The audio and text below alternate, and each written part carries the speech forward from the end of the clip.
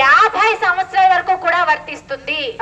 మరి అలానే మన భారతీయ స్టేట్ బ్యాంక్ వారు ప్రవేశపెట్టిన scheme SBI general insurance. SBI general insurance. మరి ఈ పథకం క్రింద సంవత్సరానికి ఒక్కసారి 2000 రూపాయలు చెల్లించినట్లయితే ఆ వ్యక్తి యాక్సిడెంట్ గా జరగరానిది ఏదైనా జరిగినట్లయితే, పాము కాటు వల్ల కానీ, తేలుకాటు వల్ల కానీ, భూకంపం వల్ల కానీ, రోడ్డు ప్రమాదం వల్ల కానీ, ఇట్లా యాక్సిడెంట్లుగా ఏదైనా జరగరానిది జరిగినట్లయితే మన భారతీయ స్టేట్ బ్యాంక్ వారు ఆ వ్యక్తి ఎవరైతే నామినీ పెడతారో అవును ఆ వ్యక్తికి 40 లక్షల రూపాయల వరకు కూడా ఇన్సూరెన్స్ అందజేస్తారు.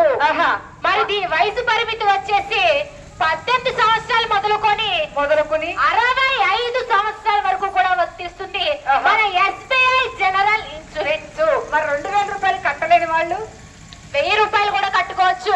మరి 1000 రూపాయలు కట్టుకుంటే 20 లక్షల రూపాయల ఇన్సూరెన్స్, అదే 2000 రూపాయలు కట్టుకుంటే 40 లక్షల రూపాయల ఇన్సూరెన్స్, 500 కట్టుకున్న వాళ్ళకి 10 లక్షల రూపాయలు ఇన్సూరెన్స్ మన భారతీయ స్టేట్ బ్యాంక్ వారు అందజేయడం జరుగుతుంది. మరి అలానే అటల్ పెన్షన్. అవును, అటల్ పెన్షన్ కూడా ఉంది. ఇది 18 సంవత్సరాలు మొదలుకుని 40 ఏళ్ల దాకా ప్రతి నెల కడుతూ రావాలండి. మరి 18 సంవత్సరాలు ఉన్న వాళ్ళు కేవలం నెలకి 210 రూపాయలు చొప్పున కట్టి ఒక 20 ఏళ్ల దాకా మనం కడుతూ రావాలి. అవును, ఆ వ్యక్తికి 40 వచ్చాక ఇంకా కట్టడం ఆఫ్ చేసేయాలి. మరి తర్వాత ఆ వ్యక్తికి 60 వచ్చాక మన భారతీయ స్టేట్ బ్యాంక్ వారు పెన్షన్ రూపంలో 5000 రూపాయలు అందిస్తారు.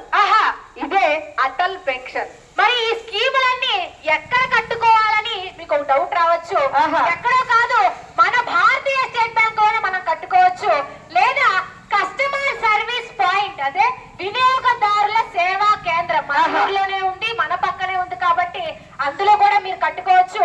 మరి ఈ స్కీములు కట్టుకోవాలంటే మీకు ఏమేమి తీసుకొని వెళ్ళాలంటే మీ భారతీయ స్టేట్ బ్యాంక్ వారి అకౌంట్ పుస్తకము, Aadhaar card, voter ID card, అలానే మీరు ఎవరైతే నామినీ పెడతారో, అంటే నామినీ ఖచ్చితంగా ఉండాలి కాబట్టి ఎవరైతే నామినీ పెడతారో వాళ్ళ ఆధార్ కార్డు, వాళ్ళ బ్యాంక్ అకౌంట్ పుస్తకం మీరు మన భారతీయ స్టేట్ బ్యాంక్ దగ్గర తీసుకెళ్లి వెళ్ళినట్లయితే అక్కడే ఈ స్కీములన్నీ కూడా మీరు అప్లై చేసుకోవచ్చు.